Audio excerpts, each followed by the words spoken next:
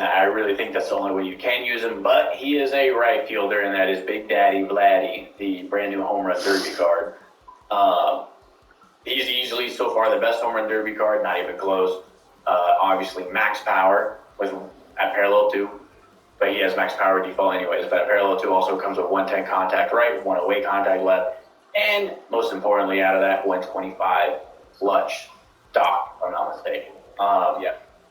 So at least when runners are on, you have the best potential, or not even, you have the best bat in the game. All right, 125 everything. If you get a runner on second or third, you got the best, and he's got dead red, breaking ball hitter, first pitch hitter, bad ball hitter, fighter, home body, night player, rally monkey. The only thing I wish he had would have been unfazed, but let me tell you, Vlad in real life, he got phased. He was swinging at some insane shit. So giving him that would have not been pretty honest, but bad ball hitter, right? I mean, that's kind of like unfazed in a way. He should be the only guy in the game that gets bad ball hitter for just how bad of a ball hitter he was. Yeah, and balls in the dirt for doubles. And yeah, he was crazy. I didn't include him in my top 10 because I didn't like his fielding. Yeah, that's what would I ever use him in the field? Hell no. But as a DH, hell yeah. And he's a right fielder. So we mentioned in your video on your channel that you see people stacking lefties in lineups. Why are you using him as a DH versus like Ohtani, who's a lefty also? Wouldn't you rather have Ohtani? Because I'm a boomer mentality, right? To me, I have to look at a card and go, ooh, like that's a better card. Even though it's not fitting the current meta, right? Even though to me it just seems nuts. Even though I rate Ken Griffey really high, using Ken Griffey over Mike Trout, I can't do it yet. Even though people will, and it makes sense to. I understand why they're doing it. I completely agree with it. But there's just that thing in me where I go, but it's not even Angels bias. It's just like, Mike Trout's technically the better card. Yeah. I want to use the better card. Now, if we're in a tournament setting, I'm going to play the meta.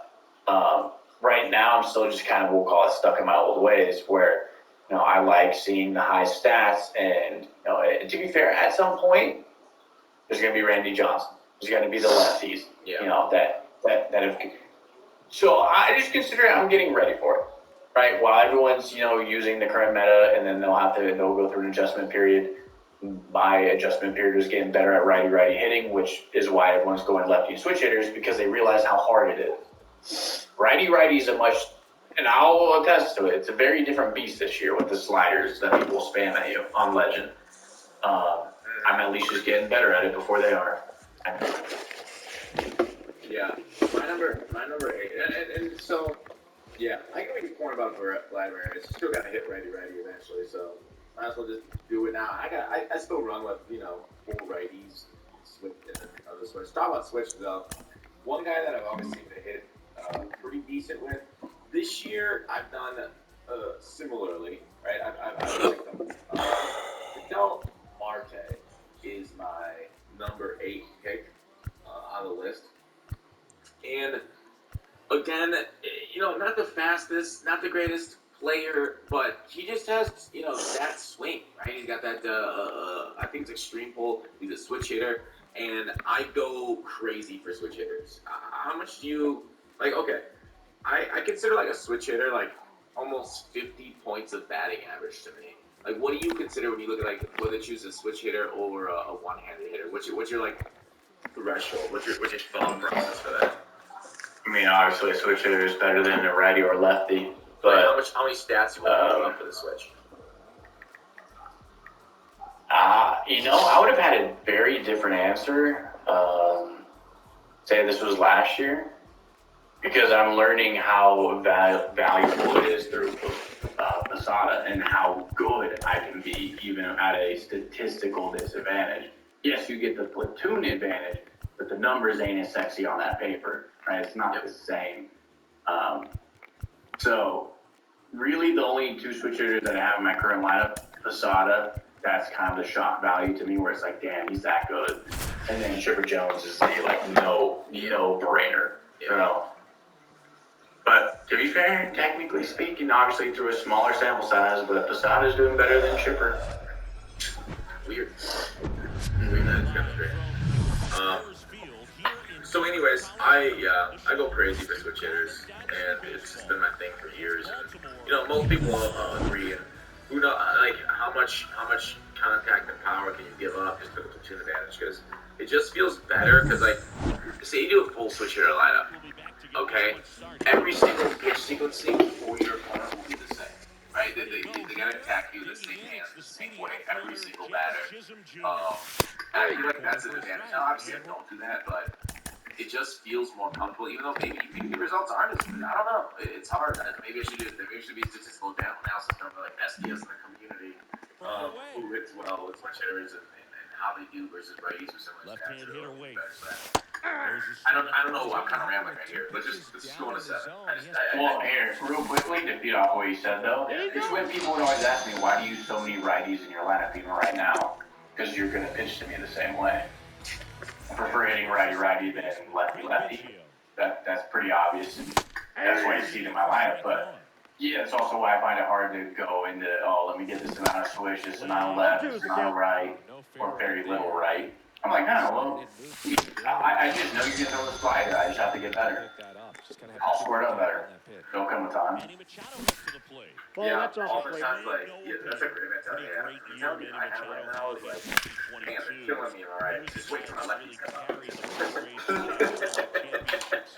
Just wait till Shohei said that. I'm gonna fucking blast that slider. Good luck then. Hang that slider just a little bit against Shohei, please. I like what you said. It's like, you can strike me out, whatever. I got you next time. Alright, number 7, who you got? Number 7 for me is going to be the first lefty on the list, King Tuck, Kyle Tucker. I would rate him much higher if I was going pure meta at the moment. It's just, again, I expect the meta to shift within the next 2 weeks. Going from a heavy lefty lineup kind of thing. But in terms of lefty bats and beautiful swings and pretty solid all around, and he has some quirks. He's one of my favorite cards every year, to be fair. When he has a 99, I think he's going to end up going. In terms of a lefty swing, the same way people go, oh, I love Ken Griffey, that same kind of love that people have for Griffey swing, that's the love I have for Tucker swing. Yeah, that's how much I think his swing is that good. Like, it is elite. Yeah, you worry about the 64 speed at all? No balls, 2 strikes. In a perfect world, use your DH. Now, again, if I was ever going to DH a lefty, it's probably Tucker over Vlad. When he was out in the field, because his fielding was relatively high and his reaction was he just played kind of like everyone else. So not bad, but not great, right? It's not Sammy Sosa out there either. Putting out in the field, he's not a liability, say, like how Vlad for sure will be a liability. Yeah, so he's not a terrible reaction. He does have an extreme full swing, which I was going to say, I'm looking at your screen, and that's starting to make sense, isn't it? Yeah. Kyle Tucker, that's a good one. He didn't make my top 10 either. Weird. I maybe thinking back on it, maybe I put him over Chris Bryant now. I just want to pretend with Bryant, but Tucker, I do like his swing. Don't like its franchise, which is maybe my overlook. That's a ball. But yeah, Tucker was a great choice. I think over Bryant if I didn't scan. So all right, next up, mine right here is Julio Rodriguez. I might have him a little low too. Man, I feel like there's a decent amount of good outfielders. There's one that might surprise you here on that list. I don't think he's that high, but Julio, like over 100s across the board as far as contact power, clutch, which we look at. 99 speed, insane arm throwing dudes out. 293, but reaction is 78. Quirk's pretty good too, and it just it makes sense. Like I don't think he's got an insanely great swing. He's hitting 500, 548, but I think I used him. But overall, I had success. So you guys can get back in the dugout and swing the bats. I get it. I think you're crazy, but Really? I get it. You don't like Julio?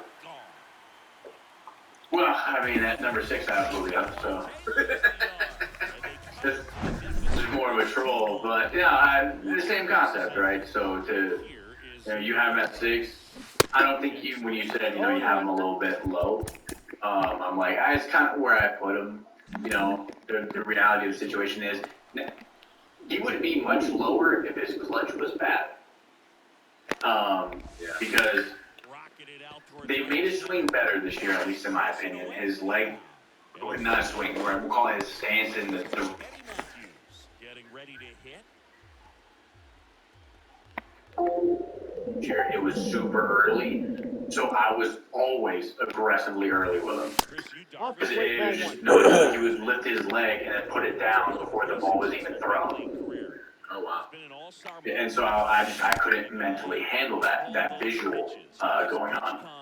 But this year, much better. See, because you're playing strikes, so how much of the legs you actually see? It seems strange that, A good amount. don't see any of it when I have strikes on. The only cards that I don't see, like a visual for, Nelson Cruz and there's somebody else. Everyone else, I can see something.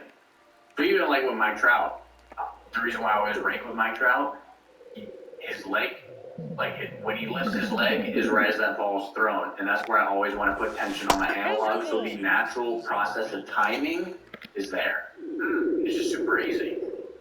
J-Rod is still slightly early, but nowhere near as early as in years past. And again, with the fielding, the speed, everything else, this year he comes with quirks. And quirks are much more important. The breaking ball, dead red.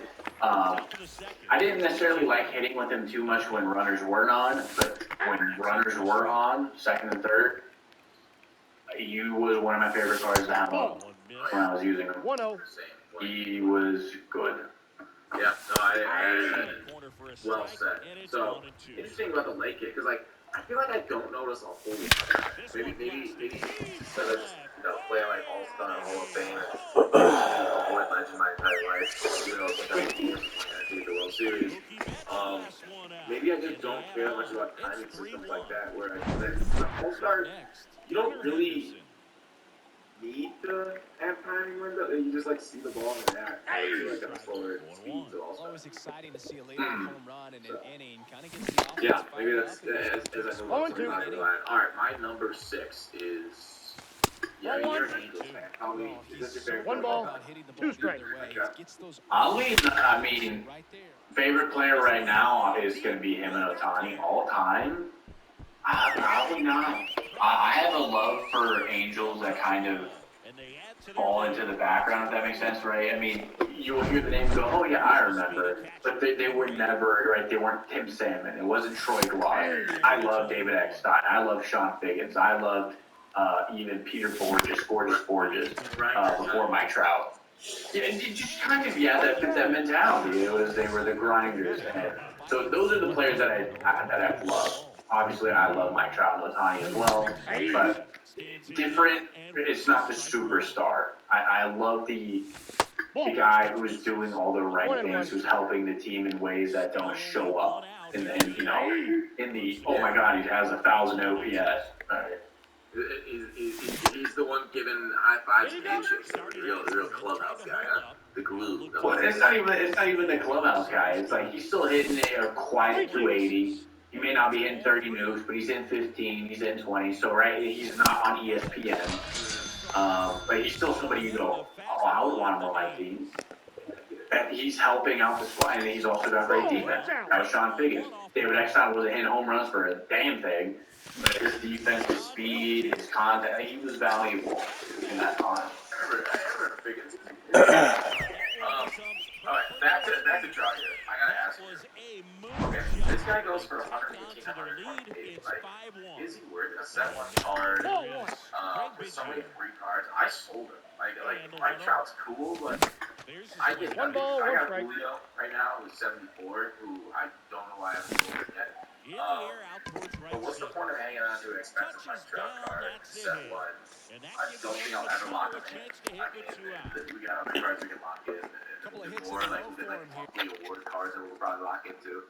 Like what's like I don't know.